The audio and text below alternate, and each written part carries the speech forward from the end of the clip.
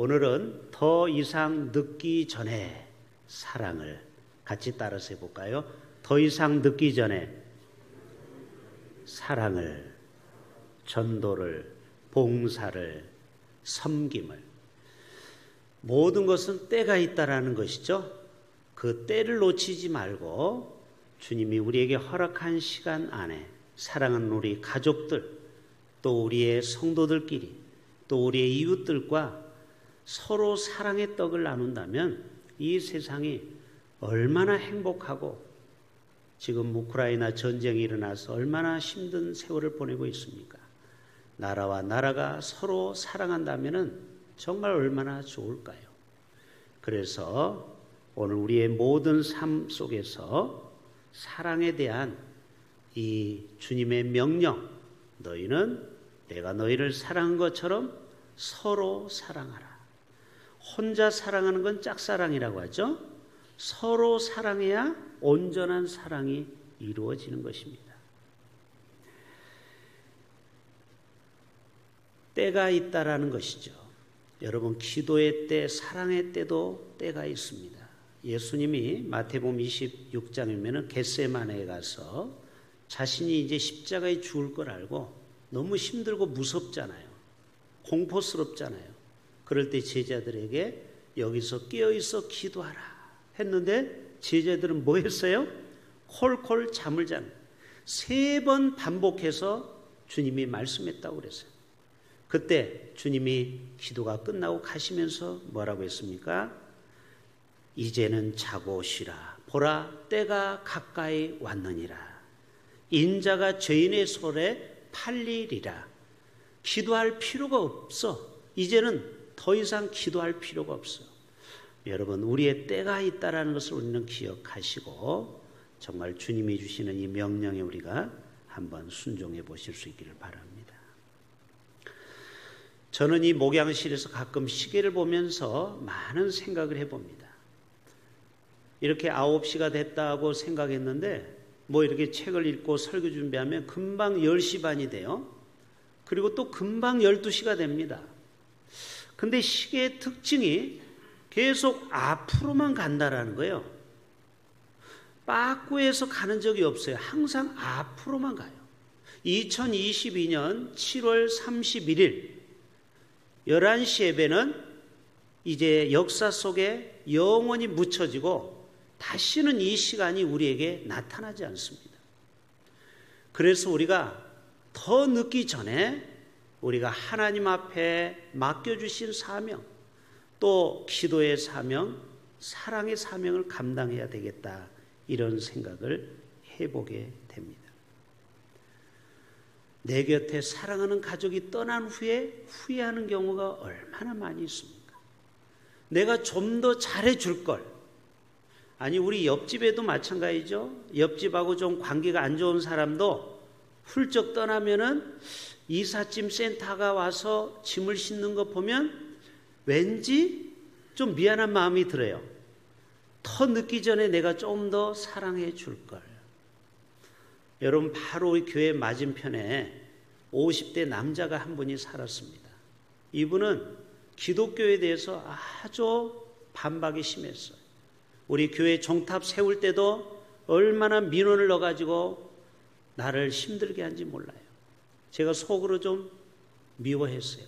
저 인간 언제 떠날까 했는데 몇 달 전에 이사를 가버렸어요. 한편으로는 속이 시원하지만 한편으로는 있을 때 내가 한 번 더 전도할 걸, 좀 더 사랑을 해줄 걸. 여러분, 가끔 살다 오면요, 옆집 사람이 이민 가는 경우도 있죠. 미국으로 이민 가기도 하고, 또 뭐 저 세상으로 가는 경우도 있죠.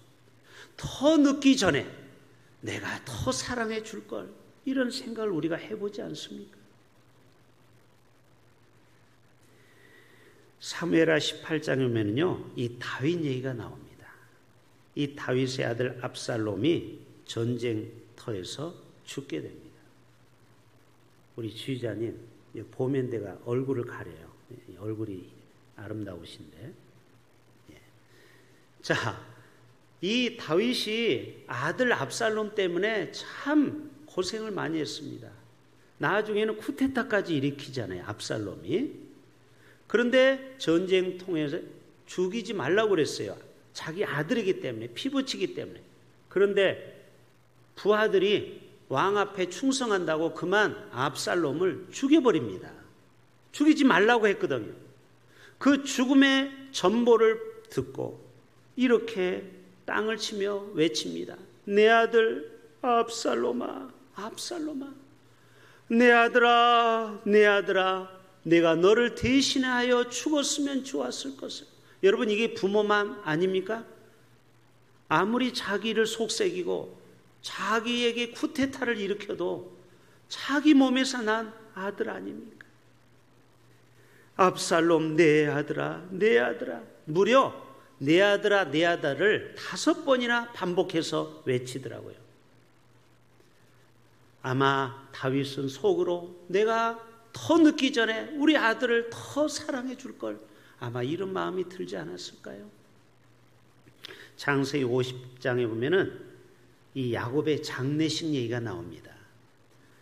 야곱은 아들 요셉을 잃어버린 줄 알았는데 나중에 요셉이 국무총리가 됐잖아요. 그리고 가족 70명을 초청해서 땅을 주고 먹을 것을 다 주고 아주 거기서 행복한 삶을 삽니다.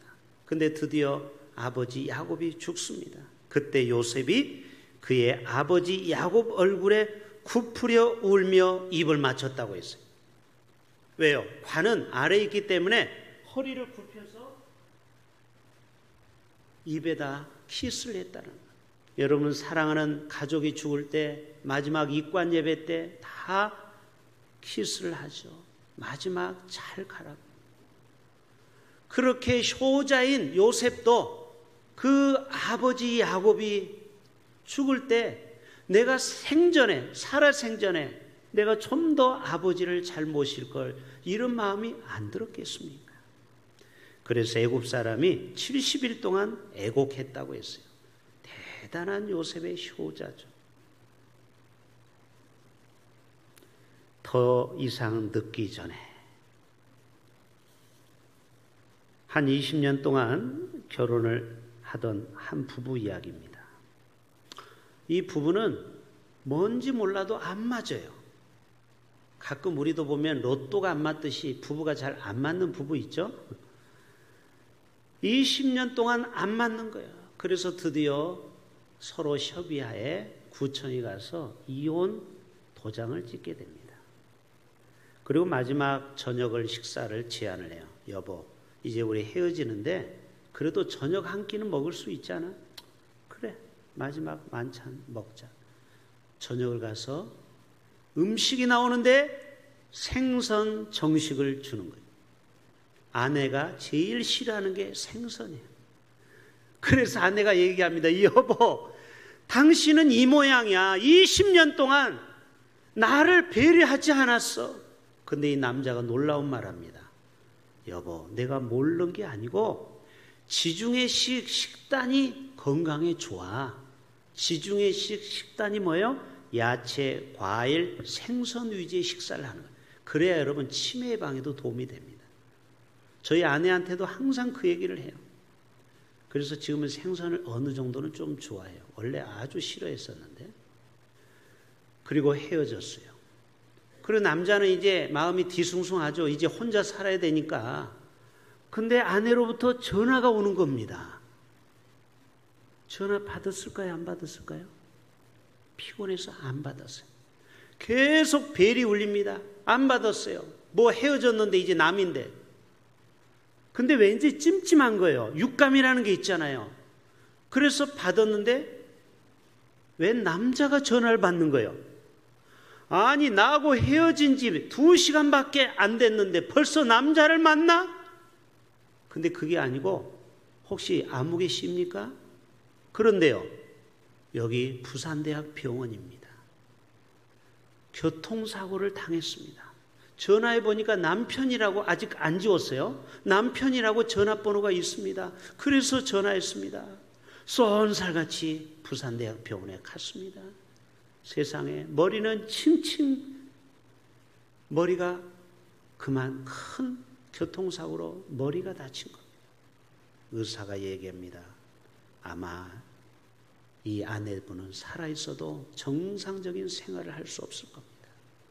너무너무 슬퍼서 이 남편은 이 아내를 향해서 흐느껴 옵니다. 그런데 이 아내의 눈에서 붕대로 감았는데 눈물이 쭉 흐르는 거예요. 그러면서 뭐라고 얘기하는데 뭐라고 하는데 가까이 들어보니까 여보 사랑했어 이런 얘기를 간신히 한 거예요. 그리고 이 여자는 3일 뒤에 결국 죽고 말았습니다. 장례를 치르고 집에 가서 유품을 정리하는데 깜짝 놀랐습니다. 일기장이 있는데 그 일기장 밑에 보험약관의 포스트잇에다가 여보 내가 혹시 죽게 되면 당신 이름으로 다 바꿔놨어. 결국은 이 아내는 남편에게 사랑한다는 말을 남겨놓고 자신의 그 모든 것을 남편에게 주고 떠나게 됐습니다. 이 남자의 후회는 때는 늦으리. 따라서 합시다. 때는 늦으리. 때는 늦으리. 여러분 그러기 때문에 우리가 더 늦기 전에 사랑해야 될 줄로 믿습니다. 우리 주위에 있는 우리가 영원히 함께 있는 게 아닙니다. 언젠가는 내 곁을 떠날 수 있습니다. 그때 우리는 그때 있을 때 좀 잘해줄 걸. 여러분 그때는 이미 늦는다라는 거예요. 따라서 합시다. 있을 때 잘해. 노래 제목이죠. 그래서 우리 예수 믿는 사람은 부모에게도 있을 때 살아생전 잘하시고 또 우리 공동체에서 있을 때 더 늦기 전에 사랑의 삶을 살아가야 될 줄로 믿습니다.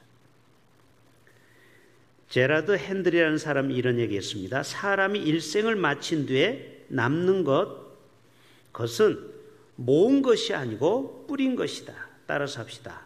모은 것이 아니라 그 사람이 죽기 전에 재산을 얼마나 모았느냐 이게 중요한 게 아니고 그 사람이 살아생전 얼마나 많이 사랑하고 베풀고 섬겼느냐만 남는다라는 거예요.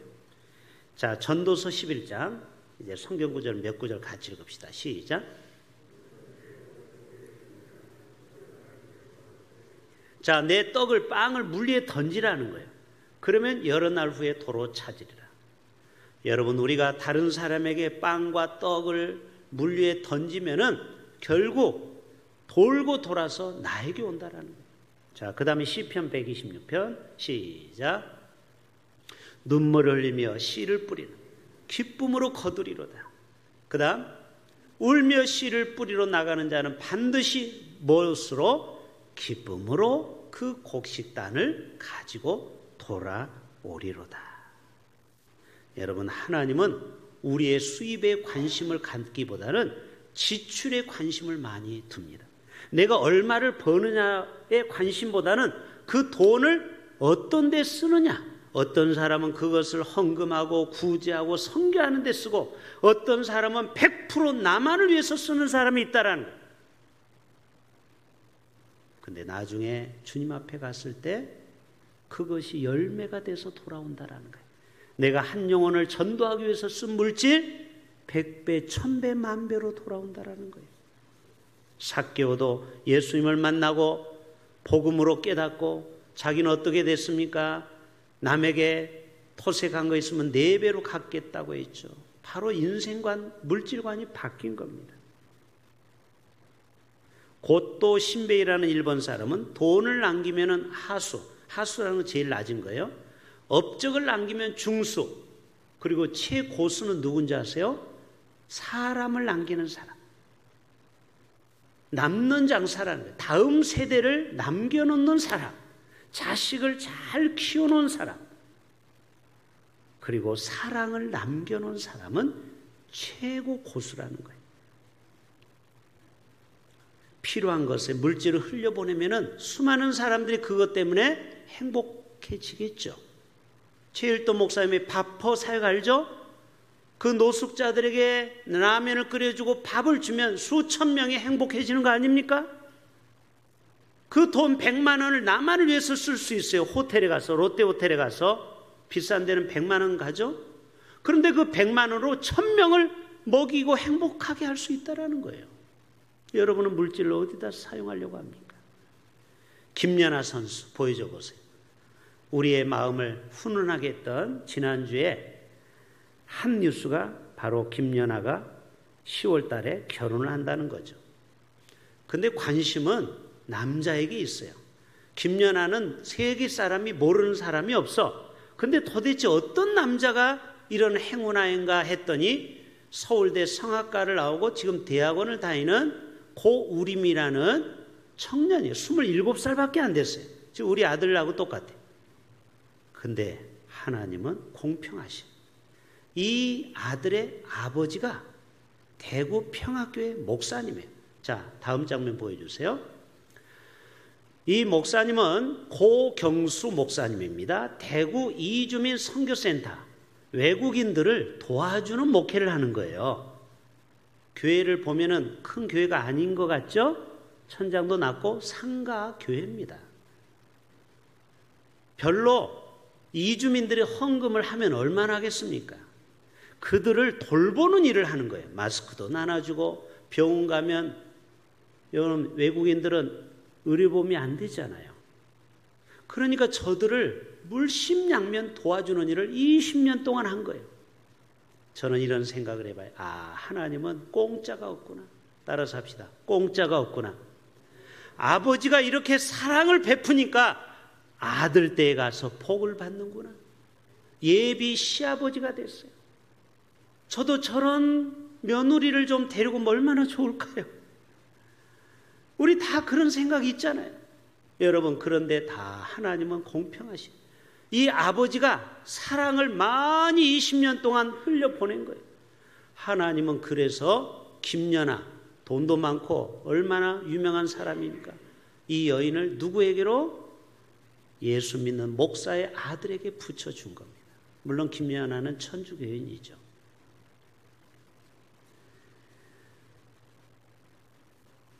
오드리 헵번이라는 유명한 영화배우 있죠. 남자들은 이 배우 모르는 사람이 없죠. 자, 보여줘 보세요. 이 오드리 헵번이 이런 얘기를 했어요. 인생에게 붙잡을 만한 가장 큰 가치는 기댈 수 있는 서로이다.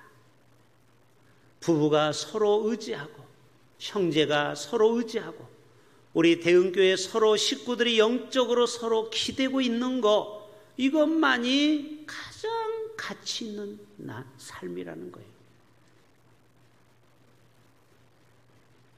부부가, 부모와 자녀가, 또 교회에서 목사와 성도가, 성도와 성도가 서로 사랑하고 의지하며 살아가는 것만큼, 그것만큼 가치 있는 일이 없다라는 거예요. 우리는 이미 어마어마한 하나님의 사랑을 받았습니다. 어떤 사랑을 받았다고요? 어마어마한 사랑. 지금도 그 사랑을 받고 있지요. 십자가에서 죽을 수밖에 없는 우리를 위하여 자신이 물과 피를 다 남김없이 쏟아주셨어요. 여러분, 이 하나님의 만극하신 사랑은 말로 형용할 수 없어요. 할렐루야. 하늘을 두루마리 삼아도, 바다의 먹물을 삼아도 하나님의 사랑을 다 기록할 수 없다. 여러분, 바닷물이 얼마나 많아요, 그렇죠?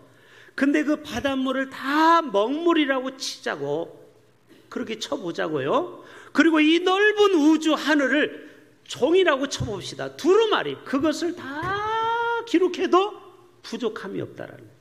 동의하십니까? 하나님의 사랑은 그와 같아요. 우리가 좀 이따 결단 찬양 부르겠지만, 하나님의 사랑을 사모하는 자, 하나님의 평안을 바라보는 자, 그 다음 너의 모든 것 창조하신 우리 주님이 너를 얼마나 사랑하시는지. 저는 이 가사에 가슴이 갑자기 먹먹해져요. 오늘 아침 새벽에 나와서 설교 준비하는데, 그렇지, 너의 모든 것 창조하신 우리 주님이 한성호 목사 너를 얼마나 사랑하시는지. 여러분, 이 자리에 오신 여러분 한 분 한 분을 하나님이 끔찍이도 사랑하시는 줄로 믿습니다.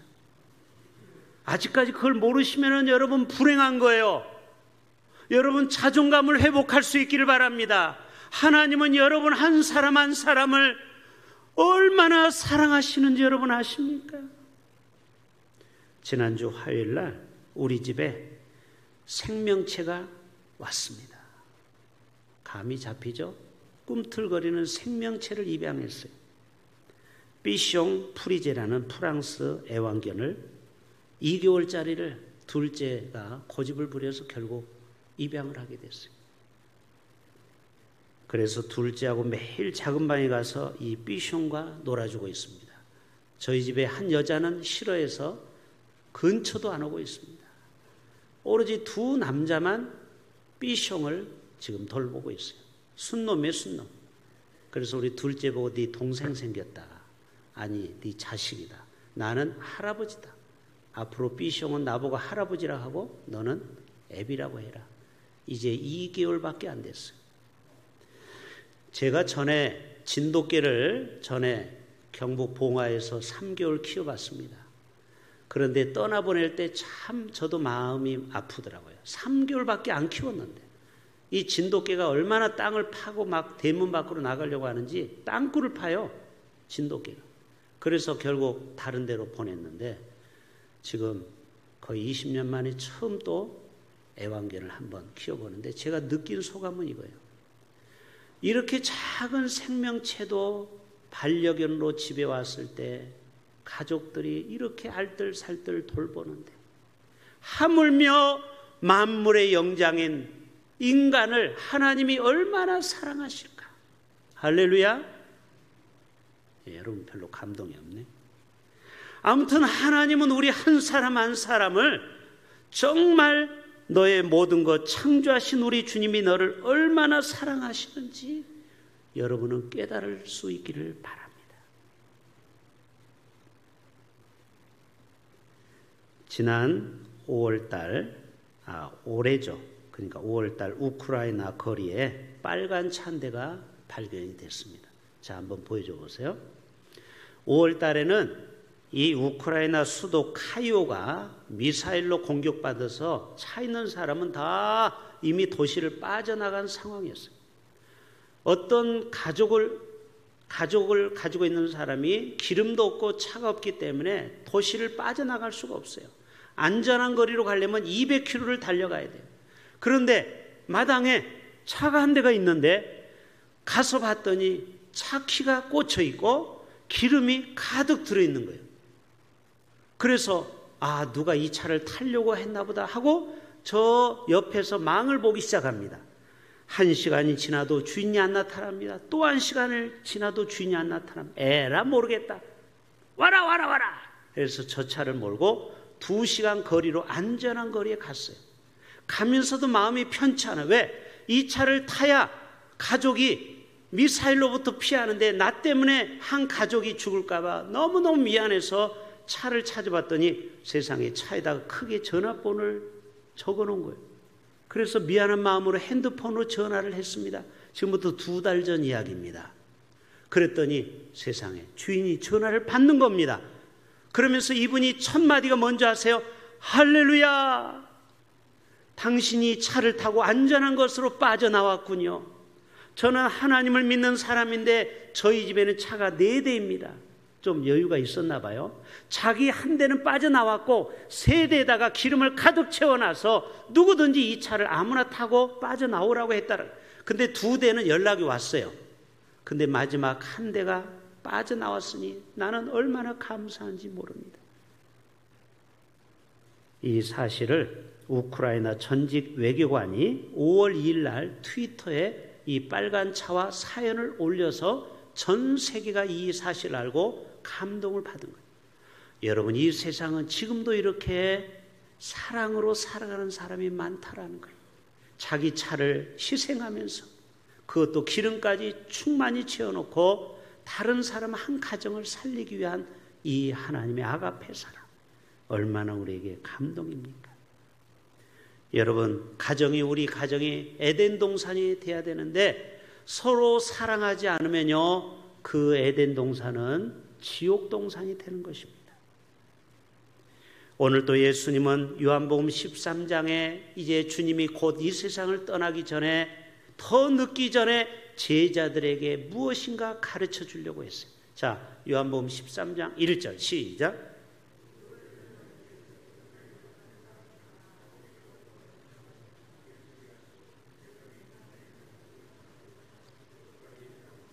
자, 예수님은 제자들과 세상에 있는 사람을 사랑하는데 끝까지 사랑한다. 자, 그 다음 말씀. 내가 주와 또는 선생이 되어 너희 발을 씻었으니 너희도 서로 발을 씻어주는 것이. 따라서 합시다. 서로, 크게 서로 발을 씻어주라. 서로 섬겨라. 서로 사랑하라. 이것이 옳으니라. 그 다음, 내가 너희에게 행한 것 같이 너희도 행하게 하려 하여 내가 너희들에게 본을 보였노라. 그 다음 17절 시작. 따라서 합시다. 알기만 하면, 여러분 성경을 지식적으로 알기만 하면은 아무런 능력이 없어요. 그렇죠? 알기만 하는 자는 복을 못 받습니다. 아는 거는 뭘 못해요? 행함이 있어야 믿음이 온전해지는 겁니다. 할렐루야. 구원도 행함이 있어야 구원이 이루어지는 거예요. 그냥 머리로만 어디 가서 배웠다고 해서 성경만 한다고 천국 가는 게 아니죠. 행함이 있어요. 이것을 알고 행하면 복이 있으리로다. 자, 요한복음 13장 34절 다시 한번 읽어 시작.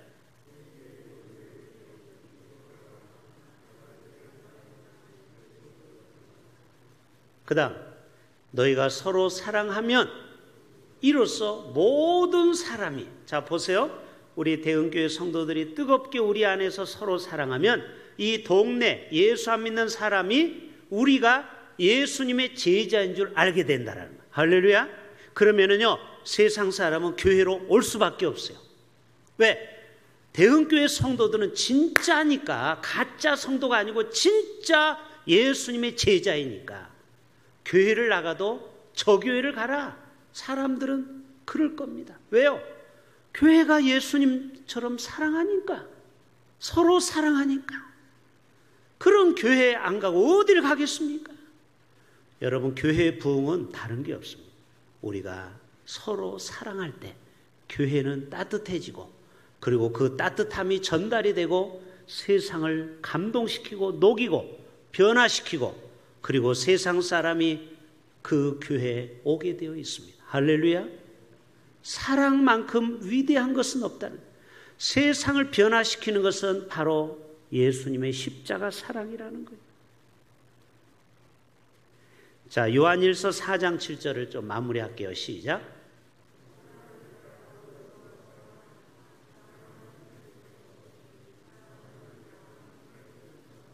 자, 우리가 한 가지 간과해서는 안 되는 것은, 여러분이 결심하고 내가 서로 사랑해야지 하고 집에 가면요, 또 화나게 하는 인물이 있어요. 나를 또 열받게 하는 사람이 있어요. 그러면 또 안 돼. 그러니까 우리는 알아야 돼. 이 사랑은 내게 아니에요. 하나님 소속이에요. 할렐루야. 하나님의 은혜로 우리가 사랑할 수 있는 겁니다. 마치 거울이 햇빛을 받아서 반사해야 빛이 나가는 것처럼 우리는 어쩔 수 없는 인간이에요. 우리는 사랑할 수 없는 줄. 그 말씀 더 띄워주세요.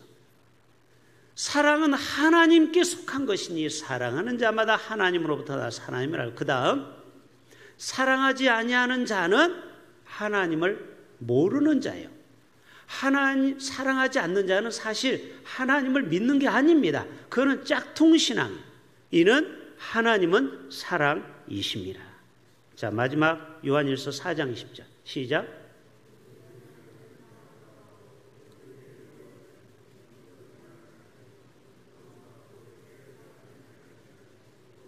자, 뭐라고 했어요? 말씀 띄워주세요.